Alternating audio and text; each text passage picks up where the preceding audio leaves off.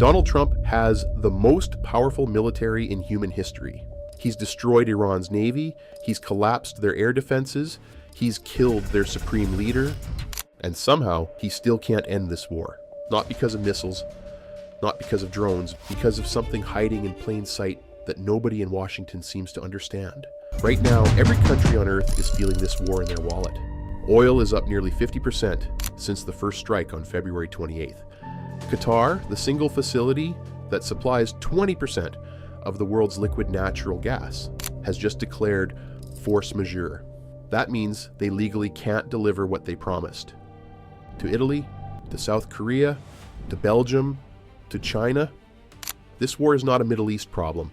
It is a your electricity bill problem, a your grocery prices problem, and the man who started it cannot figure out how to stop it. Here's what the news is telling you. Trump bombed Iran. The country is weakened. A deal is close. Trump himself claims there are 15 points of agreement already on the table. He's told reporters Iran wants peace, that this time they mean business. And on the surface, that sounds plausible.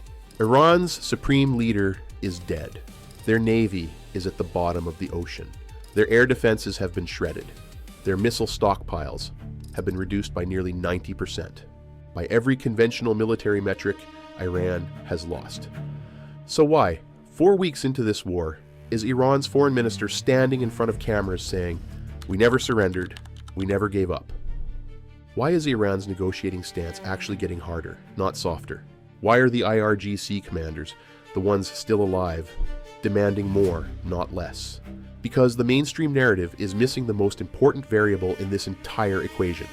Everyone is asking, will Iran accept a deal? That's the wrong question. The right question, the one that explains everything, is this. Who in Iran actually has the power to accept one? Because here's what they're not telling you. The man Trump thought he was negotiating with is gone. And the people who replaced him don't want peace. They never did. To understand why this war cannot be ended by a deal, you have to go back to how the Islamic Republic was built in the first place. In 1979, when Ayatollah Khomeini swept the Shah from power, he didn't just change Iran's government. He engineered a system specifically, deliberately, designed to survive Western pressure. The genius and the terror of what he built is that power was never concentrated in one place. There wasn't a president you could remove. There wasn't a parliament you could dissolve. There were layers. The supreme leader at the top, providing religious legitimacy.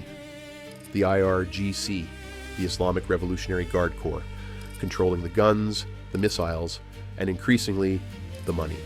The bonyads, religious foundations, controlling roughly 30% of all government spending, with almost no public oversight. And beneath all of it, oil, the resource that funds everything without requiring the regime to answer to its own people. This is not a government. This is a system. And when the US and Israel launched Operation Epic Fury on February 28th, they didn't dismantle the system. They only destroyed the top layer. Khamenei was killed in the opening hours. His son, Mojtaba, was appointed supreme leader within days. The Trump administration rejected the succession. But here's the critical detail that almost no one is covering. The IRGC didn't need Khamenei's permission to harden Iran's position. In fact, according to sources inside Tehran speaking to Reuters, the Revolutionary Guards have been waiting for this moment for years. Here's the concept that unlocks everything. It's called a rentier state. The term was coined by an Iranian economist, Hussein Mahdavi, in the 1970s. The irony of that is almost poetic. In most countries like the United States, the UK, Germany, the government depends on its people. Citizens earn money. Citizens pay taxes. The government takes that tax revenue and uses it to function, which means if the people stop producing, the government runs out of money. That dependency is what keeps democratic governments accountable. Now flip that entire equation. In a rentier state, the government doesn't need its people to generate wealth. It sits on a resource. In Iran's case, oil and gas.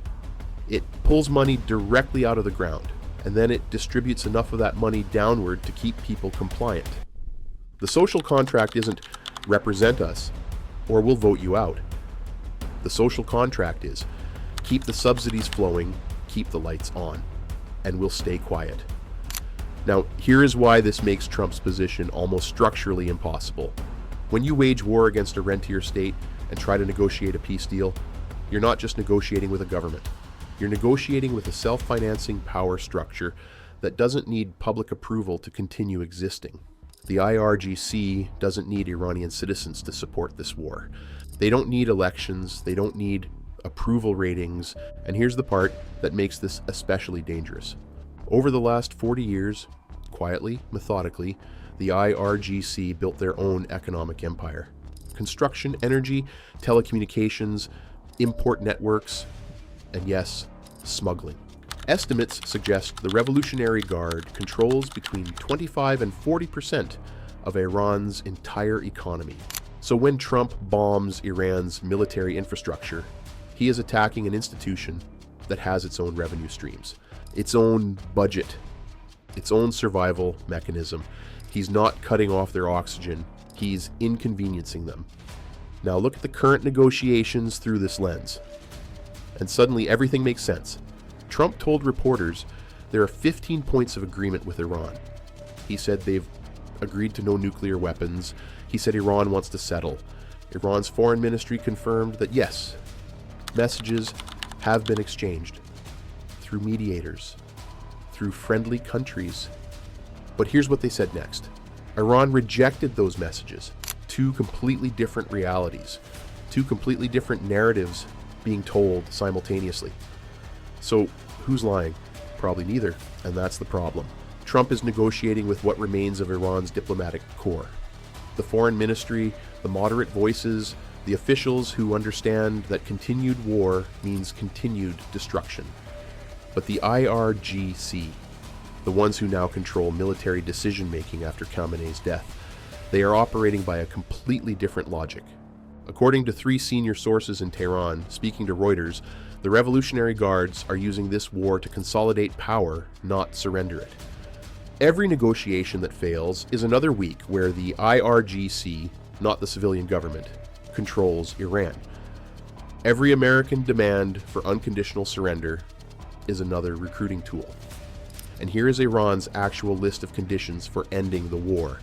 A new legal framework governing the Strait of Hormuz, the closure of all American military bases in the region, binding guarantees against future aggression from the US and Israel, reparations for damages caused during the conflict, and prosecution of individuals connected to anti-Iran media operations in the West, a halt to military operations, not just against Iran, but against all its regional allies, including Hezbollah. Read that list again, slowly. That is not a list of concessions from a weakened enemy. That is a list of demands from an institution that believes, correctly or not, that it can outlast Donald Trump. And they may be right about that, because Trump has his own structural problem. Brent crude is up nearly 50% since the war began. Gas prices in the United States hit $3.94 per gallon over the weekend, up more than $1 from a month ago. The same voter base that elected Trump, the Make America Great Again coalition, doesn't want long wars, doesn't want high fuel prices, doesn't want American soldiers dying in the Middle East. The IRGC knows this. They have advisors, they read polling data. They are not trying to win this war militarily. They are trying to outlast it politically. So, where does this go? There are really 4 paths forward, and none of them are clean. Scenario 1, the managed deal.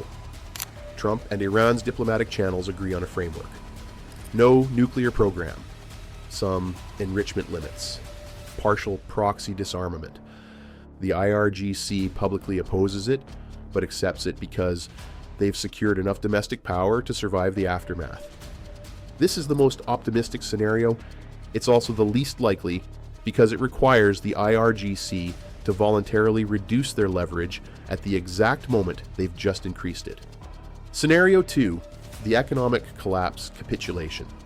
The war drags on. Karg Island, through which 90% of Iran's oil exports flow, is either seized or permanently blockaded by US Marines. And with no oil revenue, the regime's ability to distribute subsidies collapses.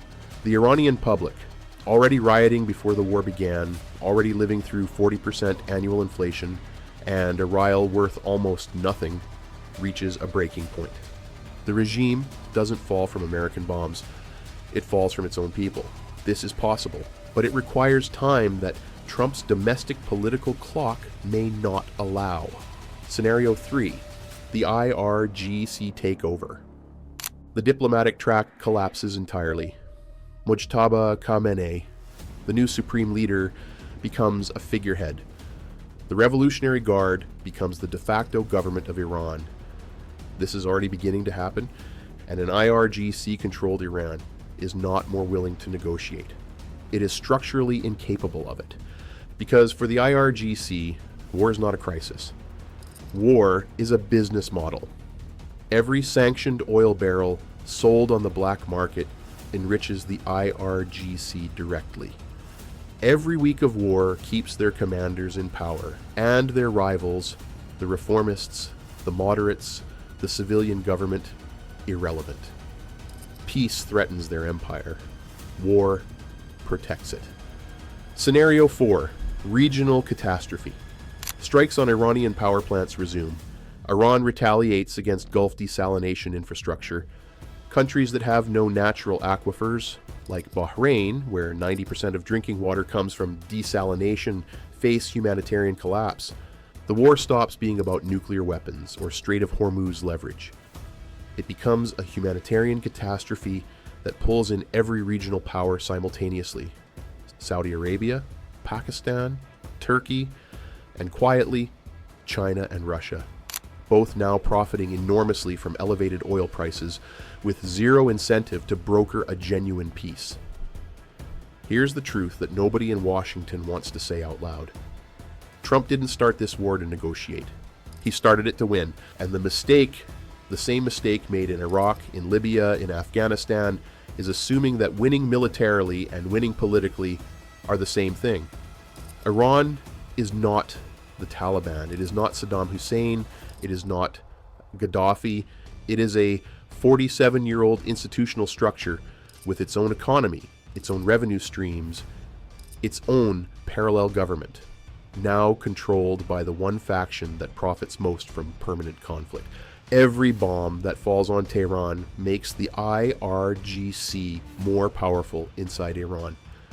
Every American demand for unconditional surrender makes the Revolutionary Guard the only institution that Iranians, even ones who hate the regime, can rally around as a symbol of national resistance. This is not a new pattern. It is the oldest pattern in modern warfare, and somehow we keep being surprised by it.